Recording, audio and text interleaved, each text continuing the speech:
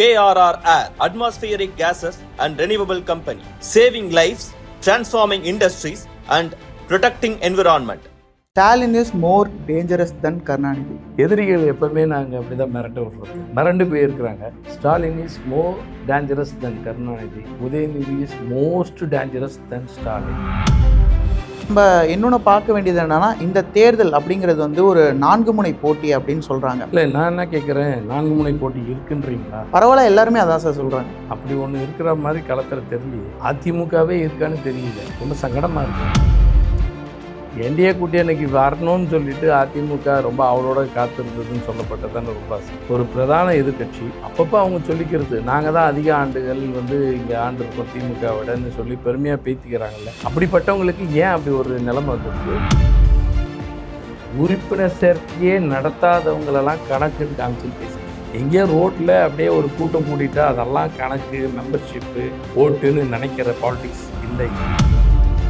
பெண்களுக்கான ஒரு சுயமரியாதை, பெண்களுக்கான கண்ணியத்தை தர, பெண்களுக்கான ஒரு தன்னம்பிக்கை தர. அப்போ என்ன இருக்குன்னா, அதிகமான அளவில் பெண்கள் பயணிக்கிறாங்க. நீங்கள் அந்த விடியல் பயணம் திட்டத்தின் மூலமாக 900 கோடி பயணங்கள் நடந்திருக்கு இந்த 4-5 வருடத்துக்கு.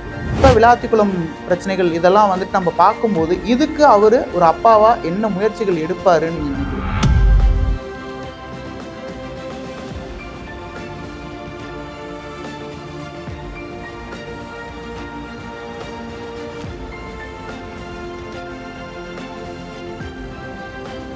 Paneer 65 இதான், இது மட்டும்தான். பனீர்னா Milky Mist, only Milky Mist. அறுவை சிகிச்சையில் ஆக்குனம், இது ஆயுட்கால நிவாரணம். டாக்டர் ஸ்ரீவர்மாஸ். தி டிபேட் பல்ஸ் நிகழ்ச்சிக்கு உங்களை வரவேற்கிறதுல மிக்க மகிழ்ச்சி சார். வணக்கம் சார். இப்போ தேர்தல் தேதியை அறிவிச்சிட்டாங்க. தொகுதியில் வேலைலாம் ஸ்டார்ட் பண்ணியாச்சா சார்? ஏற்கனவே தொகுதி வேலையில் தான் இருந்துட்டுருக்கேன். I am on the line. Okay sir. இப்போது தேதி அறிவிச்சாச்சு. ஆனால் தொகுதி பங்கீடு வந்து பார்த்தீங்கன்னா இன்னும் கொஞ்சம் ஃபிக்ஸ் ஆகாமல் இருக்குது டிஎம்கேல. முன்னை விட பார்த்தீங்கன்னா இப்போது கூட்டமும் அதிகமாக இருக்குது. அதாவது நம்பர்ஸ் வந்துட்டு இப்போ ரொம்பவே எக்கச்சக்கமாக இருக்குது. இது எதனால்? எதிரி, மோசமான எதிரி வரும்பொழுது ஊரே கூடி அடிக்குமா? இப்போ மிக மோசமான தமிழ்நாட்டையே சுரண்டலாமா, தமிழர்களையே அடிமைப்படுத்தலாமா, தமிழ் மொழியே இல்லாமாக்கலாமான்னு ஒரு கூட்டம் டெல்லி பக்கத்துலேருந்து வந்துட்டுருக்கு. எதிர்த்து போராடுறதுக்கு திமுக தலைமையேற்று நடத்துது. யாரெல்லாம் அந்த உணர்வோடு இருக்குமோ எல்லாரும் ஒன்றா சேருவோன்னு தலைவர் முதலமைச்சர் கூப்பிட்டாரு. தமிழ்நாடு போராடும், தமிழ்நாடு வெல்லும்னு. அதனால் எல்லோரும் ஒன்றா சேர்ந்து இந்த நாட்டையும் மண்ணையும் மக்களையும் காப்பாற்றணுன்றதுக்காக ஒன்று சேர்ந்துருக்காங்க. Okay sir. இப்போது கூட்டணிகளாக ஒன்று சேர்ந்துருக்கீங்க, ஓகே. பட் ஆனால் இப்போது அதனால் உள்ளுக்குள்ளே இருக்கிற ஆல்ரெடி திமுக காரவங்களுக்கு வந்துட்டு நிறைய வாய்ப்புகள் கிடைக்காம போயிடுமோன்னு ஒரு அச்சம் ஏற்படுறதா சொல்கிறாங்களே. அலையன்ஸுன்றது இது ஒன்றும் ஃபர்ஸ்ட் டைம் இல்லை. பேரறிஞர் அண்ணாவே அலையன்ஸ் வச்சு தான் முதல்ல 1960. இப்போ டிஎம்கேக்கு கூட்டணிங்கிறது இது புதுசு கிடையாது. இப்போ கொள்கை ரீதியான கூட்டணின்றது ரொம்ப முக்கியம். தேர்தலுக்கான கூட்டணியை மட்டும் இல்லாமல் அந்த வகையில் அமைக்கப்பட்டிருக்க கூட்டணி வெற்றிகரமான ஒரு கூட்டணியாக இருக்கும். நிச்சயமாக வெற்றிக்கான ஒன்று அப்படின்னு உறுதியாகும் பொழுது போட்டிகளும் அதிகமாக தான் இருக்கும். இதில் எங்களுக்குள்ளே யாருக்கும் சீட்டு வேணும், அதிகமாக வேணுன்றது அது திமுககாரர்கள் நீங்கள் கேட்ட மாதிரி நம்மளோட சீட்டு போயிடுமான்ற எண்ணம் நிச்சயமாக இருக்க தான் செய்யும். ஆனால் ஒரு பெரிய இலக்கு இருக்குது. அந்த இலக்குக்காக அப்படின்றத தான் தலைவர் ரொம்ப தெளிவாக திருச்சி மாநாட்டில் பேசும்போது சொன்னார். நம்மளோட இலக்கு எதுன்னா, தமிழ்நாடு வெல்லணும், தமிழ் மக்கள், தமிழ் மொழி காக்கப்படணும். நான் இருக்கேன், உங்களை பாதுகாப்பேன். நீங்கள் எல்லோரும் யாருக்கு எந்த சீட்டு போகுது, எந்த அணிக்கு போகுதெல்லாம் பார்க்காதீங்க, ஒற்றுமையாக வந்து உழைத்து இந்த கூட்டணி வெல்லணும்னு சொல்லியிருக்காரு. அதனால் எல்லோரும் தயாராக இருக்கும். சார், இப்போது நம்ம இந்த தொகுதி பங்கீடை வச்சே நம்ம பேசலாம். ரீசெண்டாக இந்த நியூஸ் பேப்பர் ஃபுல்லாக பார்த்தீங்கன்னா இந்த நியூஸ் தான் போயிட்டுருக்கு. அறிவாலயத்தில் பேச்சு போயிட்டுருக்கு, இந்த மாதிரியான விஷயங்களே போயிட்டுருக்கு. போன டேர்ம் பார்த்தோன்னா விசிகா தான் முதல்ல தொகுதி பங்கீடில் ஃபஸ்ட்டு சைன் போட்டாங்க. பட் ஸ்டில் இன்னும் விசிகா சைன் போடாமலே இருக்காங்க. அவ்வளோ அழுத்தங்கள் கொடுத்துக்கிட்டே இருக்காங்களா? இந்த அழுத்தங்கள் இந்த நேரத்தில் சரின்னு நீங்கள் பார்க்குறீங்களா? இல்லை, உண்மையை சொல்லணும்னா விசிகா அழுத்தம்லாம் கொடுக்கவே இல்லை. ரொம்ப ஃப்ரெண்ட்லியாக இருக்குது. வெளிப்படையாக சொன்னோன்னா இந்திய கம்யூனிஸ்ட்டும் மார்க்சிஸ்ட் கம்யூனிஸ்ட்டும் பேச்சுவார்த்தை நடந்துட்டு இருக்கும்போது அவங்க வராங்க. தொல் திருமாவளவனை பார்த்துட்டு தலைவர் சொன்னதே, நீ தான்ப்பா போய் அதை முடிச்சுட்டு வரணும்னு சொன்னாங்க. அவர் தான் போய் முடிச்சுட்டு வந்துட்டுருக்காரு கிட்ட இருந்துக்கிட்டுன்ற அளவுக்கு. அப்போனா எந்த அளவுக்கு இருக்காங்கன்னு பார்த்தேங்க. அதனால் எல்லாரும் பொறுப்பேற்றுக்கிறாங்க. இது ரொம்ப முக்கியம்னு நினைக்கிறாங்க.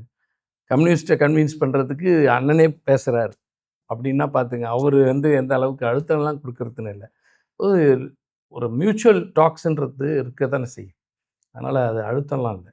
சார், நீங்கள் 2 முறை தேர்தலை பார்த்து 2 முறையும் எம்எல்ஏவா ஆகியிருக்கீங்க. இப்போ அடுத்து வந்துட்டு என்ன அப்படிங்கிறது இது கொஞ்ச நாட்களில் வந்துட்டு வெளியாகும்.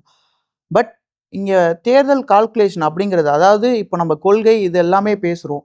பட் ஆனால் இந்த தேர்தல் நேரத்தில் சில கொள்கைகளையும் வந்துட்டு நம்ம வந்து மூடி மறைச்சிட்டு, அதாவது கால்குலேஷனில் இறங்கினாதான் கரெக்டாக இருக்குமா? இல்லை, மக்கள் தெளிவாக இருக்காங்க.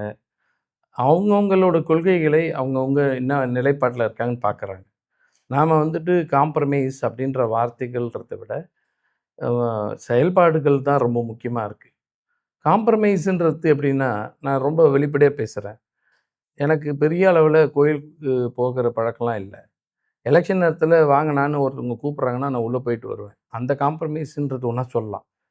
வேற அதுக்காக வந்துட்டு கொள்கையை காம்ப்ரமைஸ் பண்ணிப்போமா, இல்ல, இப்ப நடக்காத சொல்லுவோமா? சமீபத்துல போயிட்டு இருந்த செய்திகள் பார்த்தா, திமுகவை தோற்கடிக்கணும் அப்படிங்கிறதுக்காக என்டிஏ கூட்டணியில விஜய் அவர்கள் சேர போறாரு அப்படிங்கிற அளவுக்குலாம் வந்துட்டு பேச்சு போச்சு. அதனால கேட்குறேன். அவர் போகிறாரா போலையான்றதை விட என்டிஏ கூட்டி அன்னைக்கு வரணும்னு சொல்லிட்டு அதிமுக ரொம்ப அவளோட காத்திருந்ததுன்னு சொல்லப்பட்டதானே ரொம்ப அசிங்கம். எதுக்காக அப்படி ஒரு நிலைமை? ஒரு பிரதான எதிர்க்கட்சி அப்பப்போ அவங்க சொல்லிக்கிறது, நாங்கள் தான் அதிக ஆண்டுகள் வந்து இங்கே ஆண்டிருக்கோம் திமுகவிடன்னு சொல்லி பெருமையாக பேத்திக்கிறாங்கல்ல. அப்படிப்பட்டவங்களுக்கு ஏன் அப்படி ஒரு நிலைமை வந்திருக்கு? அப்போ இளைஞர்கள் கூட்டம் அதிமுகவிடம் இல்லை, மக்களுடைய பேராதரவு அதிமுகவிடம் இல்லை. இன்னும் சொல்லப்போனால் அதிமுக வாக்கே திமுகவுக்கு விழுன்ற அளவுக்கு இன்னைக்கு செயல் திட்டங்கள் இருக்குது. மேபி இப்படி வச்சுக்கலாமா சார்? விஜய் அவர்களை அவங்க கூட்டணிக்குள்ள சேர்த்துக்கிட்டா அவங்களுடைய அந்த பர்சன்டேஜ் ஆஃப் டவுன்ஃபால் வந்துட்டு கம்மி ஆகிடும் அப்படிங்கிற இதை வெளில வந்துட்டு அப்படி காட்டிக்கலாம் அப்படிங்கிறதுனால கூட அவங்க மெனக்கெட்டுருக்கலாம்ல. இல்லை, நீங்கள் உண்மையை சொல்லணும்னா இன்றைக்கி இருக்கிறது நீங்கள் காம்பினேஷன்ஸ் எல்லாம் இருக்கட்டும், அரித்மெட்டிக்காகவே போட்டு பாருங்கள். அன்டெஸ்டட் விஜய் இது. இப்போ இருக்கக்கூடிய அந்த இந்தியா அலையன்ஸில் இருக்கக்கூடியவங்க அத்தனை பேரோடதையும் அலையன்ஸில் எல்லாத்தையும் காம்பினேஷன் போட்டு பாருங்கள். There is a difference of 10 votes, 10% இப்பயே கிளியர் கட்டில் இருக்குது.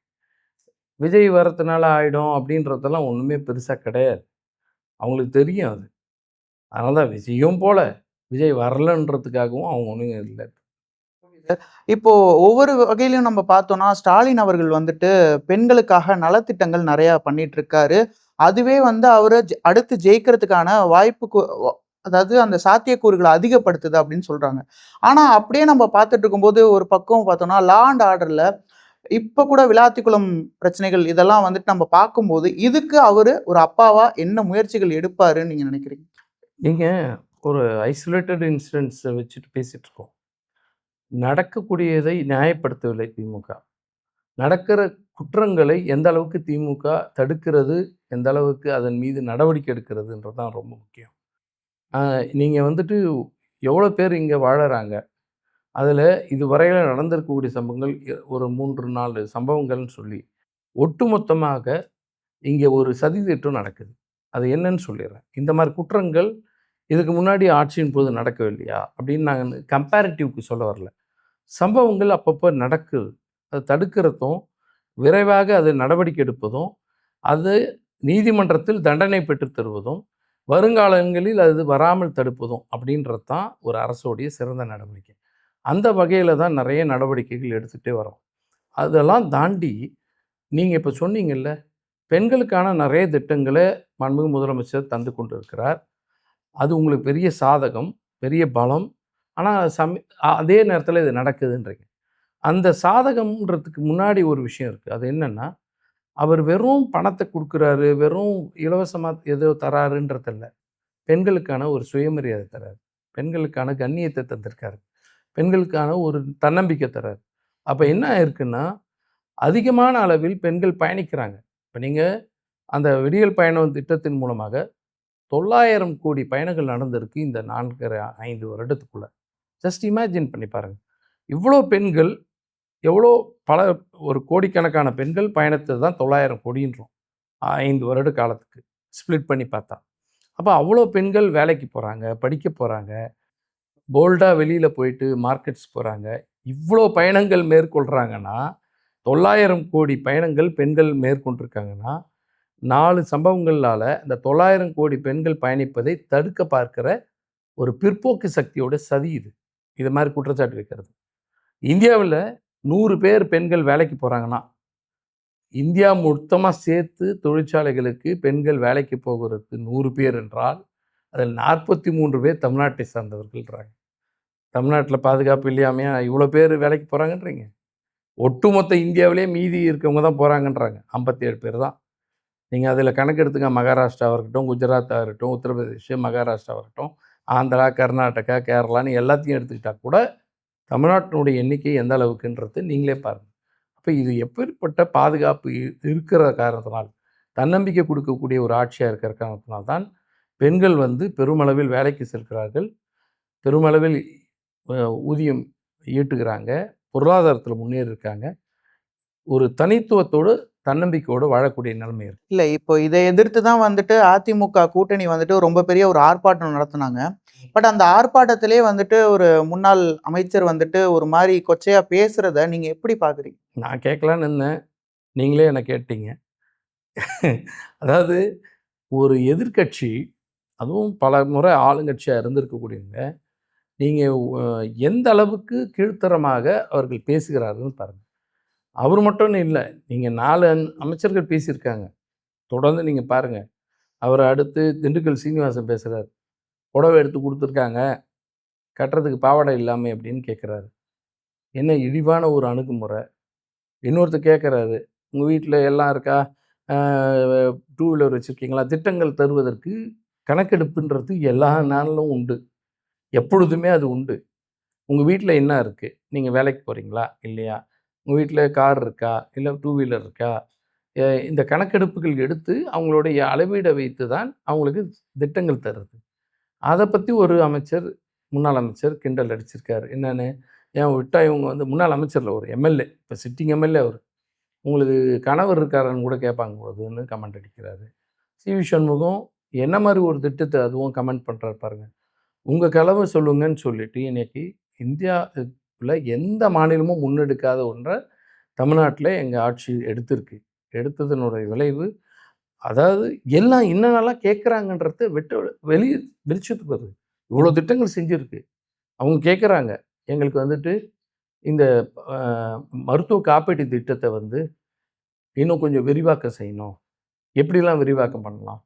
அங்கே ஹாஸ்பிட்டல் போன பிறகு ட்ரீட்மெண்ட்டுக்கு மட்டும் இருக்குது, தேவைப்பட்டால் எங்களுக்கு டிரான்ஸ்போர்ட்டேஷன் கொடுங்க, தேவைப்பட்டால் சில பொருட்கள் வாங்குறதுக்கும் எங்களுக்கு வாய்ப்பு இருந்தால் கொடுங்கன்னு கேட்குறாங்க. ஒரு நியூ திங்கிங். அவங்க இந்த ஆட்சி மேலே அவ்வளோ நம்பிக்கை, இந்த முதலமைச்சர் எப்படிப்பட்ட முதலமைச்சர் நம்பிக்கை வச்சு கேட்குறாங்க. எங்களுக்கு இன்னும் வேலை வாய்ப்புக்கானதில் இன்னும் திட்டங்களை கொண்டு வாங்கன்றாங்க. இந்த மகளிருக்கான இந்த திட்டம் இருக்குது, அதாவது என்னென்னா புதுமை பெண் திட்டம்னு சொல்லிட்டு படிக்கக்கூடிய கல்லூரி மாணவிகளுக்கு இருக்குது, இதை இன்னும் விரிவாக்கம் பண்ண முடியுமான்னு கேட்குறாங்க. காலை உணவு திட்டத்தை அப்படி தான் முதல்ல அரசு பள்ளிக்கு மட்டும் கொடுத்தோம், இப்போ அரசு உதவி பெறு பள்ளிக்கும் தராங்க. இப்படி மக்கள் தங்களுடைய எண்ணங்களை எடுத்து வைப்பதற்கான ஒரு பிளாட்ஃபார்ம் தான் அந்த உங்கள் கனவு சொல்லுங்கள். அதில் போயிட்டு அவர் சொல்கிறார், அவர் கனவு அதுவாக இருக்கலாம். அவ்வளோ கீழ்த்தரமான கனவுக்கெல்லாம் நாங்கள் ஒன்றும் பொறுப்பு இல்லை. மக்களே பார்த்துட்ருக்காங்க. பெண்களை எவ்வளோ இழிவாக பேசுவதும் எவ்வளோ இழிவாக நடத்துவதும் அப்படின்ற ஒரு போக்கில் தான் அதிமுகவில் இருக்கக்கூடிய ஒரு முன்மாதிரியாக இருக்க வேண்டிய அமைச்சர் பெருமக்களே இப்படிப்பட்டவர்களாக பொதுவெளியில் இவ்வளோ கீழ்த்தரமாக பேசுவது என்பது தான். இது எங்களுக்கு ரொம்ப அவங்களுடைய முகத்தறியை கிழித்து காட்டுறதுக்கு அவங்களாவே செயல்பட்டுறதுக்கு தெரியுது. ஓகே சார், இப்போது நம்ம இன்னொன்று இந்த தொகுதி பங்கீடு அதுக்கே வந்தோன்னா, இப்போ காங்கிரஸ் அதுக்கு முன்னாடி ஒரு ரொம்ப பெரிய ஒரு சின்ன விஷயங்களை ஏற்படுத்திகிட்டே இருந்தாங்க. அதாவது சின்னதாக சலசலப்பை ஏற்படுத்திகிட்டே இருந்தாங்க. அந்த சலசலப்பை நீங்கள் எப்படி பார்க்குறீங்க அப்படிங்கிறதுக்கு முன்னாடி அவங்க ஒரு விஷயம் சொன்னாங்க, ஆட்சியில் ஒரு அதிகாரத்தில் பங்கு வேணும், நாங்கள் இதில் மினிஸ்டரில் இருக்கும்போது, அதாவது சென்ட்ரலில் இருக்கும்போது திமுக அதில் நிறையா பலனை அனுபவிச்சுக்கிட்டாங்க. பட் அவங்க இங்கே இருக்கும்போது எங்களுக்கு ஒரு அமைச்சரவையில் கூட எதுவும் கொடுக்கறது இல்லை அப்படின்னு அவங்க நிறைய பேர் சொல்லியிருந்தாங்களே, அதை நீங்கள் எப்படி பார்க்குறீங்க? சரி, அதெல்லாம் வந்து கட்சியோட தலைவர்கள் யாரும் அதை பற்றிலாம் பேசலை. அதுக்கு அடுத்த கட்டத்தில் இருக்கக்கூடியவங்களுடைய எண்ணங்களை அவங்க சொல்கிறாங்க. உங்கள் கனவு சொல்லுங்கன்னு தலைவர் சொன்னதை அவங்க அப்படி நினச்சிட்டு சொல்லியிருப்பாங்க. அவங்க சொன்னதை இருக்கட்டும், அது அப்படியே கணக்கிலே இருக்கட்டும், அப்புறம் பார்த்துக்கலாம். இப்போ நம்ப இன்னொன்னு பார்க்க வேண்டியது என்னன்னா, இந்த தேர்தல் அப்படிங்கிறது வந்து ஒரு 4 முனை போட்டி அப்படின்னு சொல்றாங்க. இந்த 4 முனை போட்டிய நீங்க எப்படி வந்து அணுக போறீங்க? அதாவது நீங்க எப்படி அணுக போறீங்க? இல்லை, நான் என்ன கேட்குறேன், 4 முனை போட்டி இருக்குன்றீங்களா? பரவால்ல, எல்லாருமே அதான் சார் சொல்றாங்க. அப்படி ஒன்று இருக்கிற மாதிரி களத்தில் தெரியலையே. அதிமுகவே இருக்கான்னு தெரியல. ரொம்ப சங்கடமாக இருக்குது. ஒரு சார், பிரதான எதிர்க்கட்சின்னு சொல்லக்கூடிய இன்னைக்கு கூட எடப்பாடி அவர்கள் வந்துட்டு டெல்லிக்கு கிளம்பியிருக்காரு சார். ஆமாம், அவர் எப்பவுமே அதை தான் சொல்கிறேன். டெல்லியில் தான் போய் அவர் முடிவெடுக்கிற நிலைமையில் இருக்கார் எதையுமே. அவரால் தமிழ்நாட்டில் உட்காந்துட்டு ராயப்பேட்டையில் இருக்கக்கூடிய அவருடைய அதிமுக அலுவலகம் இயங்குமானே தெரியல. எதுக்கு அந்த அலுவலகம் வச்சுருக்காங்கன்னே தெரியல. அவர் அங்கே போகிறாரானே தெரியல எனக்கு. அவருடைய அலுவலகத்தை அவரே மதித்து போகிறதில்ல. அதனால தான் அப்படி இருக்குது. அந்த நிலைமையில் தான் அதிமுக இருக்குது. அவர் கட்சியில் யார் கூட்டணிகள் என்ன பேசணும், எவ்வளோ இடஒதுக்கீடுன்றத டெல்லியில் போய் பேசுகிற நிலைமையில் இருக்காருன்னா அதிமுகவோட நிலை என்னவா இருக்குன்றது தெரிஞ்சுங்க. அப்படிப்பட்ட நிலையில் இருக்கிறதுனால தான் அவங்க விஜய் வருவாரா, வேற யாருனா வருவாங்களான்னு பார்த்தாங்க. விஜய் என்னன்னா என் கூட கூட்டணிக்கு யாருனா வரீங்களா, நான் கூட்டணி ஆட்சி தரேன்றாரு. அப்போ ஆளுக்கு இப்படிப்பட்ட ஒரு நிலைமையில் இருக்காங்க. யாரும் யாருக்கும் கைக்கு நீட்ட தயாராக இல்லாத நிலைமை. அதிமுக களத்தில் இருக்கிறது. ஆனால் அதிமுக நேரடியாக களத்தில் வருகிறதா என்பதுதான் முக்கியம். பாஜக வந்து அதிமுகவை இயக்கி கொண்டு வருவது தான் இன்றைக்கு எங்களுக்கு வந்து ரொம்ப ரொம்ப ஈஸி கேக் வாக் மாதிரி போகுது. நாங்கள் வந்து தேர்தலை குறைச்சி மதிப்பிடல, மக்களை நாங்கள் பெரிதும் மதிக்கிறோம். மக்களுடைய கணக்கு எப்படி இருக்குன்னா, பாஜக எந்த உருவத்தில் வந்தாலும் தமிழ்நாட்டுக்குள்ளே விடக்கூடாதுன்னு இருக்காங்க. அப்போ அதிமுக தன்னைத்தானே அழித்து கொண்டு இருக்கிறது பாஜகவோட கூட்டணி வச்சு. ஸோ களத்தில் அது இல்லை. மீதி 2 யாருன்னு எனக்கு தெரியல. அதே போல சிலர் வந்து விமர்சனம் வைக்கிறாங்க. திமுக எப்போதுமே வந்து ஒரு விக்டிம் கார்டு மாரி பிஜேபி உள்ள வந்துருவாங்க, பிஜேபி உள்ள வந்துருவாங்க அப்படின்னே வந்துட்டு அவங்களுடைய தேர்தல் நடைமுறையை வந்துட்டு செயல்படுத்துறாங்க. அணுகுமுறையை வந்து அந்த மாரி வச்சுக்கிறாங்க. இது ரொம்ப மோசமானது அப்படிங்கிற மாரிலாம் சொல்றாங்க. அத நீங்க எப்படி பார்க்குறீங்க? சொல்கிறவங்களாம் யாருன்னு கேட்டுங்களேன். யார் சொல்கிறவங்களாம்? நான் என்ன கேட்குறேன், பாஜக உண்மையிலே மோசமான நிலைமையை கையாண்டுட்டு இருக்கு.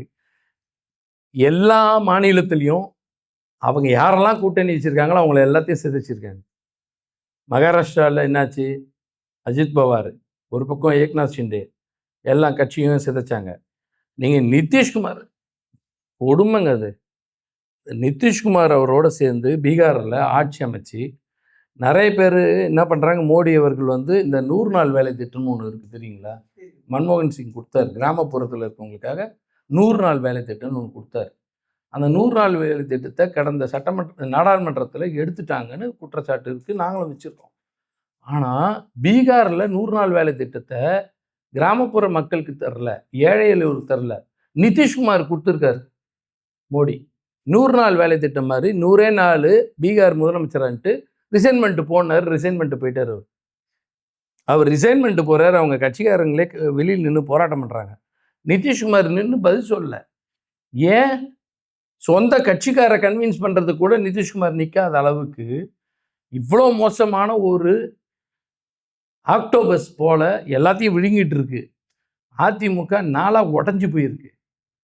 அதிமுக இருக்குன்றீங்களா நீங்க? ஆனா அப்படிப்பட்ட அதிமுகல இருக்கவங்களுக்குலாம் நீங்க இப்போ உங்க கட்சியில இடம் கொடுக்க ஆரம்பிச்சிட்டீங்களே சார். ஆல்ரெடி திமுக மேல விமர்சனம் வந்துட்டு. நான் என்ன சொல்றேன், அதிமுக இருக்குன்னா நாங்க வந்து கொடுக்க போறது. அதிமுக தான் காணமே, அங்க உடஞ்சி போயிருக்க. அப்ப நடு ரோட்டில் ஒருத்தவங்களை விட்டு போயினே இருக்காங்க, வண்டியில ஏறலன்னு நிக்கிறதுக்குள்ளார போயிடுச்சு. அவங்க என்ன பண்ணுவாங்க? நடு ரோட்டில் விடுறதுக்கு எங்க பழக்கம் கிடையாது. அவங்கள கொண்டு வந்து அரவணைச்சு, தமிழர்கள் அரவணைச்சு நாங்கள் கூட்டிகிட்டு போகிறோம். சார், இப்போ நீங்க இந்த விஷயத்த கேட்டிருக்கீங்களா, கேள்விப்பட்டிருக்கீங்களான்னு தெரியல. இந்த திமுகல, அதாவது ஆரம்ப காலகட்டத்திலேருந்தே திமுகல இருக்கிறவங்க நிறைய பேர் சொல்றாங்க, இல்ல எங்களெல்லாம் இப்ப கண்டுக்க மாட்டேன்றாங்க, அதிமுக காரங்கள தான் இவங்க நல்லா கூட சேர்த்து நல்லா வச்சுக்கிறாங்க அப்படின்ற ஒரு விஷயம் இருந்துகிட்டே இருக்கு. இந்த மாதிரி ஒரு நிலை கிடையாது. அதாவது திமுகவில் வந்துட்டு எதையுமே நேருக்கு நேர் சொல்கிறது தான். கண்டிப்பாக டிபேட் சேனல் மூலமாலாம் தனியாக சொல்லிட மாட்டாங்க. தலைவர் வந்து எப்படி கட்டமைச்சு வச்சிருக்காருன்னா கட்சியை, கடைக்கோடி தொண்டங்கிட்ட கூட பேசுகிறார். நீங்கள் நம்ப முடியாத அளவிற்கு அவருக்கு எல்லா இடத்துலையும் அவரால் பேச முடியுது, அணுக முடியுதுன்ற அளவுக்கு ஒரு பழக்கத்தை வச்சுருக்காரு. நிச்சயமாக அவங்க கொடுக்குற கமெண்ட் எதுவாக இருந்தாலும் தலைவர் உள்வாங்கி தான் செயல்படுறாரு. கண்டிப்பாக சொல்கிறேன், உறுதியாக சொல்கிறேன், எந்த தொண்டனும் அப்படிப்பட்ட கமெண்ட் கொடுக்க மாட்டாங்க. என்ன சொல்லுவாங்கன்னா, இவ்வளோ தாயுள்ளத்தோடு இருக்கார், எல்லாரையும் அரவணைக்கிறாரு, நம்மளை திட்டினவங்களை கூட உள்ளே கூட்டி வச்சுட்டு அவங்களுக்கும் வந்து வாய்ப்பை தர்றாரு, யாரையும் விடல, எல்லாரையுமே அரவணைச்சு கொண்டு போகிறாரு. Literally is a very big statesman.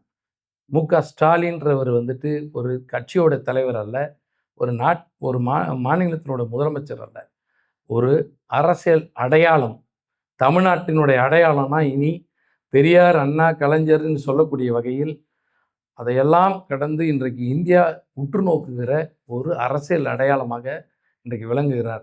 எல்லோரையும் அரவணைத்துக் கொள்ளக்கூடியவர்கள். நான் ஒரு 2 கோட் சொல்கிறேன் சார். அந்த கோட்டை கேட்டால் உங்களுக்கு என்ன நினைக்கிறீங்க அப்படிங்கிறத சொல்லுங்கள். Stalin is more dangerous than Karunanidhi. எதிரிகள் எப்பவுமே நாங்கள் அப்படி தான் மிரட்ட விடுறது. மிரண்டு போயிருக்கிறாங்க. Stalin is more dangerous than Karunanidhi. Udhayanidhi is most dangerous than Stalin. ஓஹோ! இப்போ உதயநிதி அவர்கள் வந்துட்டு பார்த்தீங்கன்னா, 2021 பரப்புரையில் திமுகவுடைய மாபெரும் வெற்றிக்கு முக்கிய காரணமாக இருந்திருக்காரு அப்படின்னு சொல்கிறாங்க. இந்த பரப்புரை இனிமேல் தான் ஸ்டார்ட் ஆக போகுது. என்ன மாதிரியான வியூகங்கள்லாம் போட்டிருக்கீங்க? எதுவும் வெளில லீக் பண்ணுறீங்களா? டெய்லி ஒரு கண்டென்ட்டை பிஜேபியும் ஏடிஎம்கேயும் எங்களுக்கு கொடுத்துட்டு தான் இருப்பாங்க. அதுவும் எங்கள் தலைவர் வந்து அவரோட ஸ்டைல் வேறு.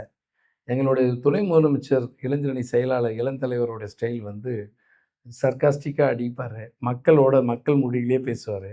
மக்களோடவே அவர் ரொம்ப இணக்கமாக இருக்கிறவர்.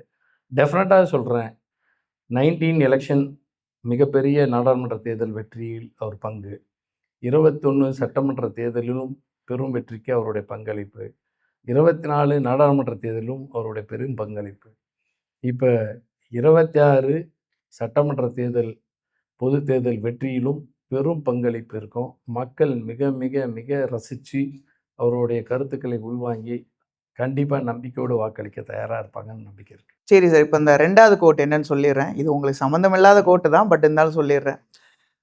இந்த லேடியா அந்த மோடியா? சொன்னவங்க இறந்துட்டாங்க, அவங்க கூட இருந்தவங்க மறந்துட்டாங்க. Okay sir. இப்போது இந்த மாதிரியான விஷயங்கள், அதாவது அரசியலில் வந்துட்டு, அதுவும் நம்ம தமிழ்நாடை பொறுத்த வரைக்கும் திமுக அப்படிங்கிறது வந்து 1967லேருந்து பல விஷயங்களை வந்துட்டு, அதாவது வெற்றிக்கு அப்புறம் சொல்கிறேன், நிறைய விஷயங்கள் பண்ணிகிட்டே வராங்க. அப்படிங்கும்போது இப்போது இந்த எலெக்ஷன்லேருந்து என்ன மாதிரியான விஷயங்கள் வந்துட்டு நீங்கள் உங்களுடைய வியூகங்கள் என்னவா இருக்கும்? ஏன்னா இப்போ யங்ஸ்டர்ஸ் நிறையாவே வந்து உள்ளே வந்திருக்கதா சொல்கிறாங்க. அவங்களுடைய யங்ஸ்டர்ஸ் எல்லாருமே வந்து விஜயை நோக்கி தான் போகிறாங்க அப்படிங்கிற மாதிரியான ஒரு கண்ணோட்டம் இருக்கதாகவும் சொல்லப்படுது. அதே போல் எஸ்ஐஆருடைய அந்த 76 லட்சம் வாக்குகள் வந்துட்டு நீக்கப்பட்டது. இது எந்த அளவுக்கு மேஜர் ரோல் ப்ளே பண்ணணும்னு நினைக்கிறீங்க? ஃபர்ஸ்ட் திங், நீங்கள் முதல்ல வியூகங்கள் அப்படின்றதோ தேர்தலை பற்றி சொல்லுங்க. வியூகம் எங்களோட பொறுத்தவரை தலைவர் தெளிவாக சொல்லணும்னா, நான் சொல்லக்கூடிய விஷயம், முதல் 2021 தொடங்கி இன்னை வரைக்கும் நடந்திருக்கக்கூடிய ஒரு மிக சிறந்த ஆட்சி. அந்த ஆட்சிக்கான ஒரு model, that is Dravidian model. What is Dravida மாடல்னு கேட்கக்கூடியவங்களுக்கு இன்க்ளூசிவ் கவர்னன்ஸ். எல்லாத்துக்கும் மேலே அதுக்கு ஒரு டெஃபினேஷன், அது விளக்கமாக சொல்லணும்னா, எல்லா தரப்பு மக்களும் வளர்ச்சி பெற வேண்டும், எல்லா பகுதியும் வளர்ச்சி பெற வேண்டும் அப்படின்றது மட்டும் இல்லாமல் சமூக மேம்பாடு தான் ஒரு மிகப்பெரிய மேம்பாடுன்றதை பார்த்து. ஏன்னா நிறைய பேர் வந்து இன்வெஸ்ட்மெண்ட்ஸ் எங்கே போடுறாங்க அப்படின்னா இண்டஸ்ட்ரியல் டெவலப்மெண்ட், இன்ஃப்ராஸ்ட்ரக்சர்ஸ்ன்றது மட்டும். ஆனால் எங்களோட முதலமைச்சர் இண்டஸ்ட்ரியல் டெவலப்மெண்ட்டும் இருக்குது, இன்ஃப்ராஸ்ட்ரக்சர் டெவலப்மெண்ட்டும் இருக்குது, ஹியூமன் ரிசோர்ஸஸ் டெவலப்மெண்ட்டும் இருக்குதுன்னு மனித வள மேம்பாட்டுக்கும் மிகப்பெரிய அளவில் மேம்படுத்தியிருக்கிறார். இதை கண்கூடாக பார்க்கக்கூடிய அளவுக்கு கல்வியில் இருக்கக்கூடிய இண்டெக்ஸ் டாப்பில் இருக்கும். நாங்கள் தான் இந்தியாவில் ஹையஸ்ட். ரொம்ப சுருக்கமாக சொல்லணும்னா, GER கிராஸ் என்ரோல்மெண்ட் ரேஷியோ வந்துட்டு 53%. வெரஸ் இந்தியாவினுடையது 26.3 தான்.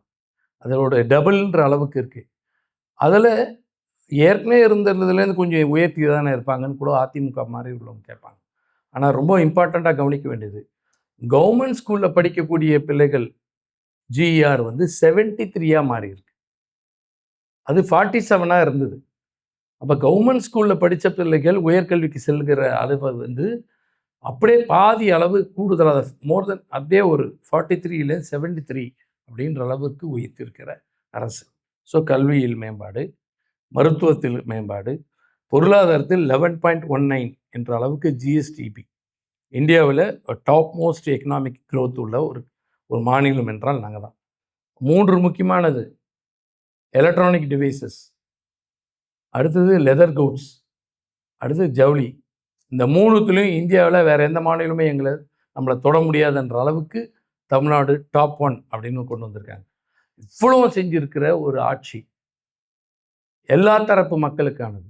1,31,00,000 பெண்களுக்கான அவங்களுக்கான மகளிர் உரிமை திட்டம்.